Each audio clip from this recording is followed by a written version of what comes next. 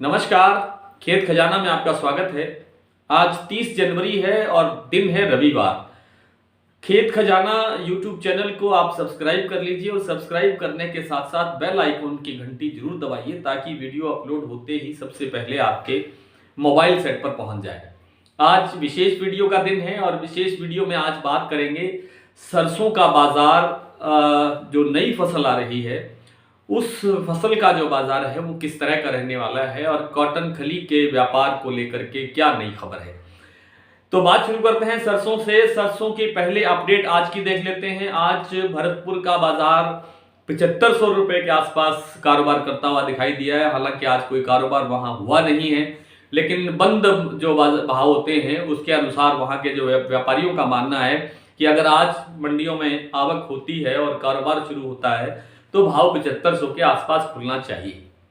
ये कल से थोड़ा सा और यानी करीब करीब 100 रुपए की और तेजी की तरफ संकेत है। इससे ये भी संकेत है कि आने वाले दिनों का जो बाजार है यानी कल और परसों का जो बाजार है वो भी थोड़ा बहुत तेजी की तरफ खुल सकता है, क्योंकि सलोनी के भाव भी कल 250 रुपए तक बढ़े थे, कल मैंने जिक्र किया था।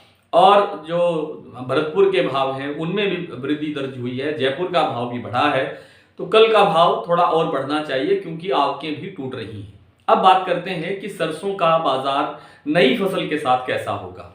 नई फसल का जो एमएसपी डिक्लेयर किया है सेंट्रल गवर्नमेंट ने, भारत सरकार ने, जो न्यूनतम समर्थन मूल्य है जिसको हम एमएसपी बोलते हैं, वो है 5050 रुपए। पिछले साल से 400 रुपए ज्यादा है।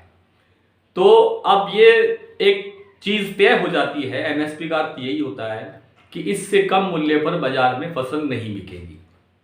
पिछले साल जो 4650 रुपए का जो भाव था, उस समय बाजार जब खुला था यानी शुरुआत हुई थी सरसों की आवक की, तो बाजार 4700-4800 से शुरू हुआ था और तब लोगों को शायद इतना अनुमान नहीं था कि इस बार फसल जो है वो कितनी होगी और कुल जो उत्पादन है उसमें कोई कमी आ रही है या वृद्धि हो रही है। जैसा कि इस बार पहले से ये बहुत समय से ये बहुत बताने लगे हैं लोग, चर्चा होने लगी है कि इस बार बम्पर बिजाई हो रही है, बम्पर बिजाई हो रही है, बम्पर बिजाई हो रही है। इसके बावजूद बम्पर बिजाई है, ठीक है, अच्छी बात है, बम्पर बिजाई और होनी चाहिए। तिलहन के मामले में देश को आत्मनिर्भर बनाने के लिए तिलहन की जो खेती, दलहन की खेती को बढ़ावा देना चाहिए। हमारे देश की तेल और ऑयल मिलें, जो दाल मिलें हैं, उनको बढ़ना चाहिए ताकि आत्मनिर्भरता बढ़े, यहाँ के लोगों का रोजगार बढ़े और किसान भी खुशहाल हो, किसान भी और अधिक मजबूत हो। दूसरी बात यह है कि फसल का जो भाव है, ऐसा लगता है कि जो 5050 से नीचे तो सवाल ही पैदा नहीं होता कि इससे कम बाजार चलेगा या शुरू होगा। दूसरा एक अनुमान ये भी है, क्योंकि अभी से दिल्ली के एक व्यापारी ने, जैसा मैंने आपको 2-4 दिन पहले बताया था, कि फरवरी नहीं मार्च के सौदे जो है वो 6000 रुपए के अंदर एडवांस हो रहे हैं। तो 6000 रुपए से के आसपास यानी 6000, 6100, 6200, 6000 माइनस नहीं, 6000 प्लस की तरफ बाजार खुलने की संभावना बन रही है। दूसरा जो बाजार का भाव क्या रहेगा वो तय करेगा किसान, यानी किसान ने ही फैसला करना है कि उसने अपनी फसल किस भाव पर बेचनी है। यदि आप उसको भाव 5800-5500 देने का प्रयास करेंगे तो हो सकता है कि वो फसल अपनी रोक ले, अपने घर ले जाए, अपने घर पे रखे और जब तक बाजार में सुधार नहीं होता दिखाई दिया तब तक वो फसल ना लेकर के आए। यानी किसान अपनी फसल किस भाव पर बेचना तय करेगा, ये बाजार की दिशा भी तय करता है। तो ये सबसे बड़ा कारण ये भी रहेगा। दूसरा, अंतर्राष्ट्रीय बाजार में जो इस समय तेजी चल रही है उसमें आगे कमजोरी आने की उम्मीद बहुत कम है, क्योंकि खपत लगातार बढ़ रही है और जो लागत बढ़ रही है, जनसंख्या बढ़ रही है और उत्पादन उतने ही जगह में उतना ही हो रहा है। उत्पादन में कहीं ना कहीं कमी आ रही है। घरेलू बाजार में भी कमी आ रही है और अंतर्राष्ट्रीय बाजार में भी कमी आ रही है। घरेलू बाजार में हमारे देश में सरसों थोड़ी सी बढ़ रही है, इसका अर्थ ये नहीं है कि अंतर्राष्ट्रीय लेवल पर जो तेल उत्पादन है उसमें बहुत तेजी आ गई है या बहुत वृद्धि हो गई है, बहुत बड़ी मात्रा में बढ़ गया है। ये ठीक है कि हमारी जो घरेलू तेल की क्षमता है वो शायद कुछ इस बार सुधरे, कुछ बढ़े, जिससे हमारे निर्यात का जो पैसा हम निर्यात पर आयात पर लगाते हैं जो पैसा, उसमें कुछ गिरावट आए। हम 70% के करीब जो तेल है हमारे घरेलू खपत के लिए वो हम आयात करते हैं और उस पर हमें बहुत बड़ी रकम खर्च करनी पड़ती है। इस बार जो रकम हमारी खर्च हुई वो करीब करीब पिछले साल की तुलना में डबल थी। तो ये बेवजह के खर्चे हैं, इनको हमें कम करना चाहिए। तीसरा कारण जो है सरसों का जो बाजार है वो इसलिए भी जो है डिपेंड करेगा कि मौसम कैसा रहता है। अब फसल बिल्कुल लगभग तैयारी की तरफ है और अब से अगर फसल कटाई तक मौसम कुल मिलाकर के ठीक रहता है, बरसात नहीं होती है, ओलावृष्टि नहीं होती है, कोई और किसी तरह का प्रकोप नहीं आता है, तो फसल का उत्पादन अच्छा रहता है। तो फसल के उत्पादन का अच्छा रहने के बावजूद भाव 6,000 रुपये से कम रहने की संभावना कम है।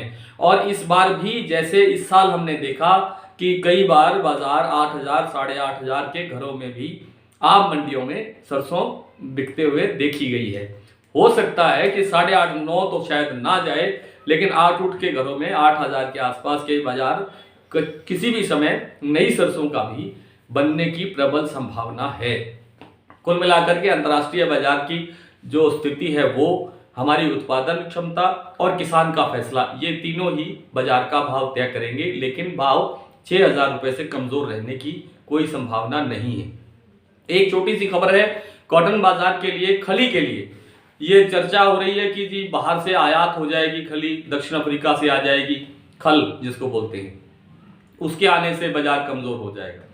देखिए ये छोटी सी अफ्रीका बहुत थोड़ा सा हमें सामान भेजता है, वो लगभग आयात होता रहता है, मतलब आती रहती है, वो छोटी मोटी खली है, उसकी क्वालिटी बहुत कमजोर है, ब्लैक कलर की होती है, उसकी यहाँ पर कोई पसंद नहीं किया जाता, उसको कोई पशु खिलाने के लिए नहीं, उसमें खिलाने के लिए नहीं उसको यूज करता है कोई भी पशुपालक या इंडस्ट्री।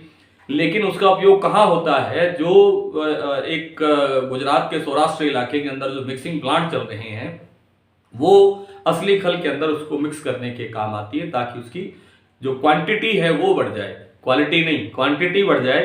क्वांटिटी बढ़ जाएगी तो वो उसका जो भाव है वो जो 3,500 रुपये में आती है वो यहाँ उसके साथ मिला करके 4,000 रुपये में बिक जाती है।